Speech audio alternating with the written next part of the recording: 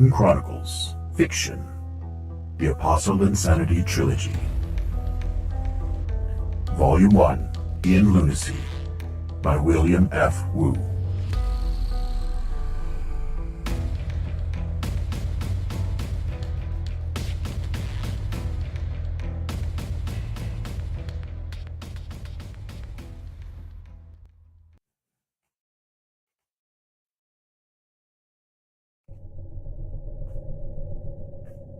Chapter 8.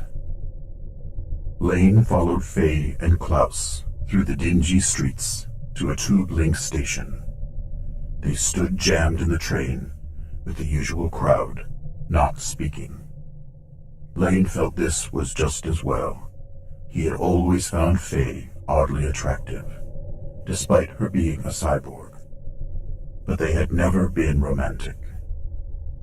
Considering Klaus's hostility toward Lane, they were all better off not making small talk. Klaus took them to a lower level in Lunacy, one devoted to industry. By the time they reached the blocks of the warehouses, the dark streets were nearly deserted. Even the crowds of Lunacy did not want to come here. They stopped at a warehouse with the Bauhaus logo covering the front wall over the main door, a simple cog over a dark background. However, Klaus moved through a narrow alley down the side of the warehouse to a small door where he rang a buzzer. "You met Cameron Glen before?" Klaus muttered to Lane gruffly. "Yeah, Fay introduced me some time ago. I know he's a little weird." "More than a little." "I think he's getting worse," said Fay. "What happened to him?" Lane asked. "Nobody ever said anything in my presence." "No one knows any details," said Fay. "He's a veteran of the Imperial Blood Berets." "Blood Berets?" Lane frowned. "Don't they fight the Dark Legion?" "That's right," Klaus said, grinning. "In the jungles of Venus, if you ask me, Cameron had a little too much of it, but no one exactly knows what happened to him." The heavy door opened suddenly. Some strangers, glancing suspiciously at the trio outside, slipped past wordlessly. They all wore armor with Imperial and Bauhaus logos. Lane stopped the door from closing and warily moved inside. Klaus and Fay followed him. Huge crates stacked high were silhouetted against faint light from the far end of the warehouse. Lane heard no sounds. Reflexively, he swung his weapon into position and moved forward. From up ahead, Lane heard high-pitched giggling. He tensed, continuing to move forward, and tried to locate the source of the laughter. It came from the far side of the warehouse, off to one side of the main aisle, down the center of the warehouse. Suddenly, a man's voice came booming through a loudspeaker somewhere overhead. "Welcome, creepy friends. Come into the highlands of Luna, where the jungles never grow." Lane froze, glancing into the shadows in all directions, and spoke in a whisper. "Does he mean us?" "I think so," Fay said quietly. "My infrared eye shows no one else hiding in the shadows, but a couple of security cameras up on the ceiling are following us. Don't make any sudden moves with your weapon."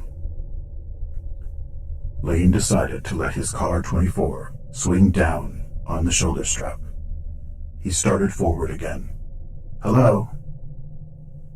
"Hi, Johnny Cope. Are you walking yet?" The voice boomed again.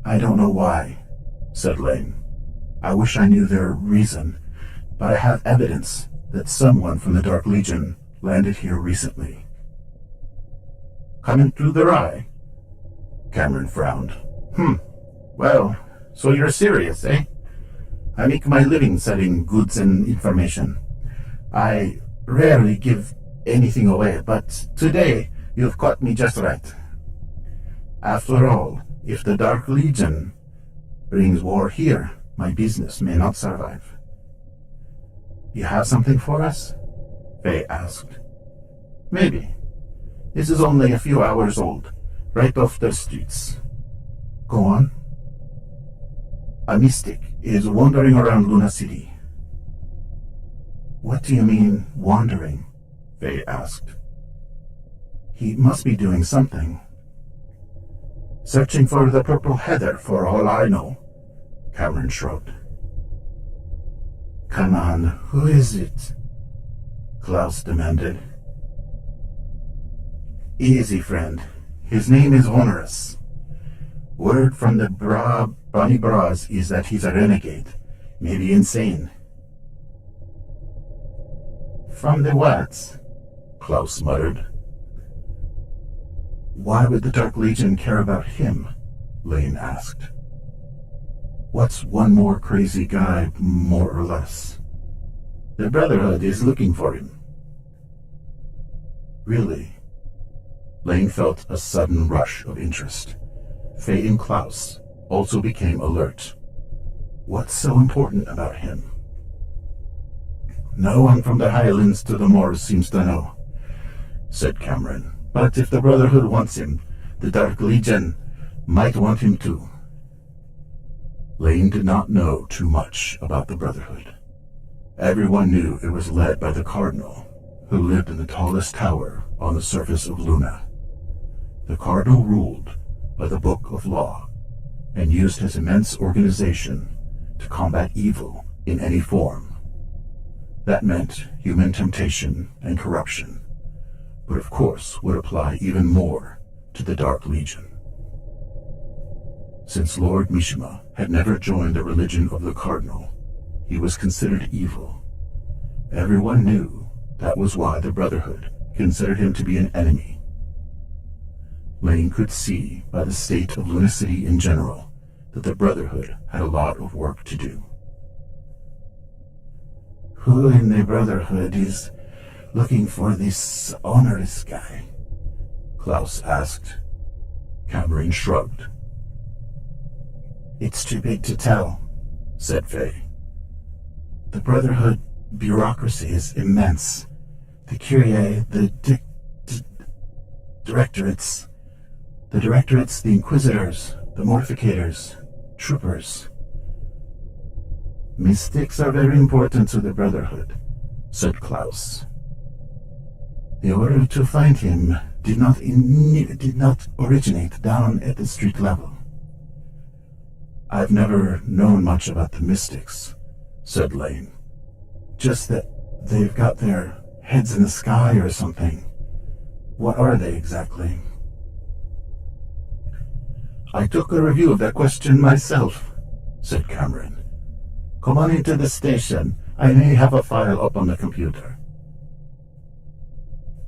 He stood away from the entrance, gesturing.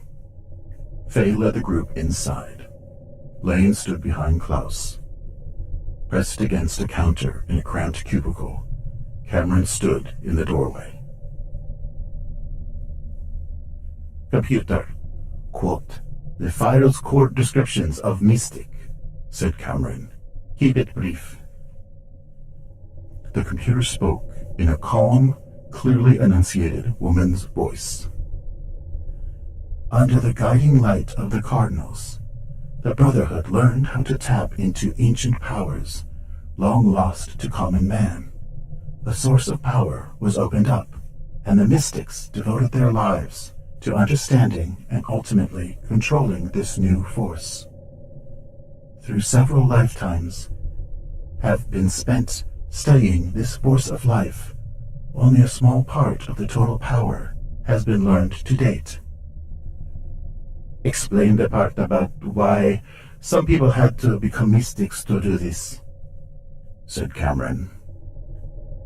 The power can be controlled by beings pure of thought and soul, and shaped into different forms, both for attack and defense. Now give us the part about mystics who actually succeeded in achieving some of this power. Mystics who have devoted their lives to the art of control have achieved powers of perception far beyond normal senses. They pry into the future, trying to predict the flow of time.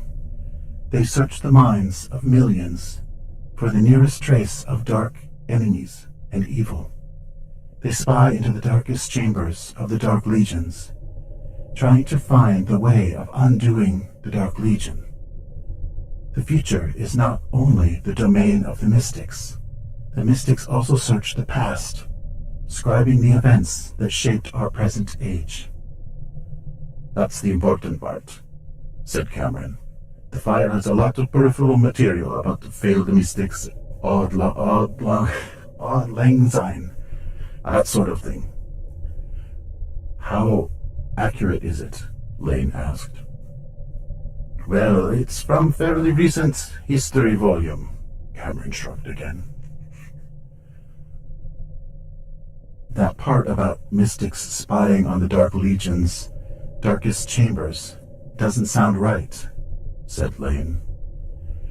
If they could really do that, then the Brotherhood would always know what the enemy is planning and doing. I'm sure it's just overstatement from some historian, said Fay. But I suppose the mystics are trying to do that sort of thing all the time. That could be our answer then, about Honorus, said Lane. Maybe he's mastered more of this power than usual. The Dark Legion would want him, and the Brotherhood wants him back. It makes sense. You never said why the Brotherhood has to find him, Klaus said to Cameron. A mystic, he's part of the Brotherhood. Has he run out on them for some reason? Or did someone kidnap him, or what? The rumors never mention that part, said Cameron. I don't have any more for you.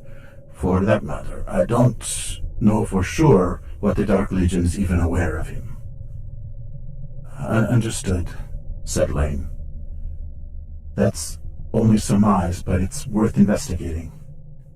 Thanks, Cameron, said Fay. We're in your debt.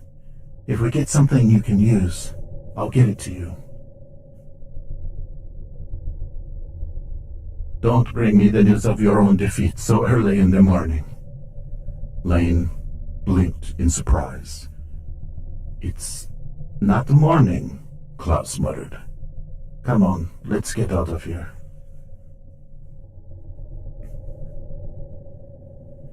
Yojimbo spent the evening with Pam in the Midnight Star. Sometimes they sat together, getting acquainted. Other times, Pam circulated through the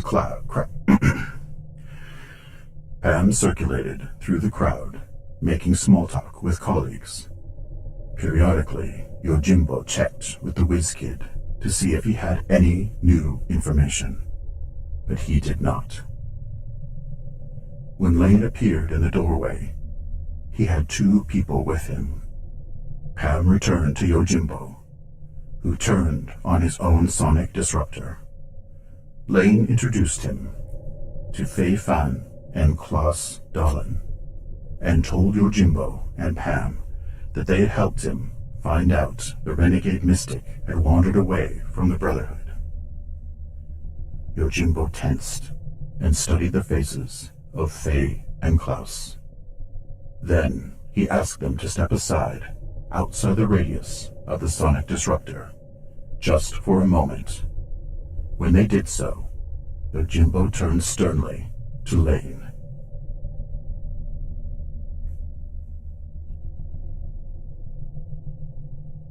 How much did you tell them? Lane looked straight into his eyes. I told them I was following a rumor of a Dark Legion presence somewhere in Lunacy. I made it clear to you that I expect confidentiality in this matter. That's right.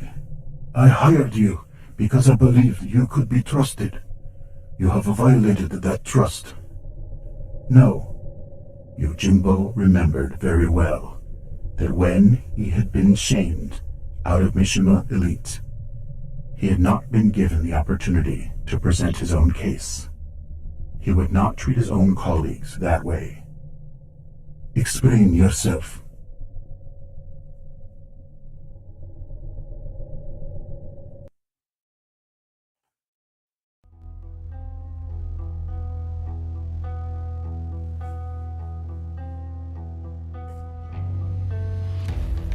Mutant Chronicles, Fiction.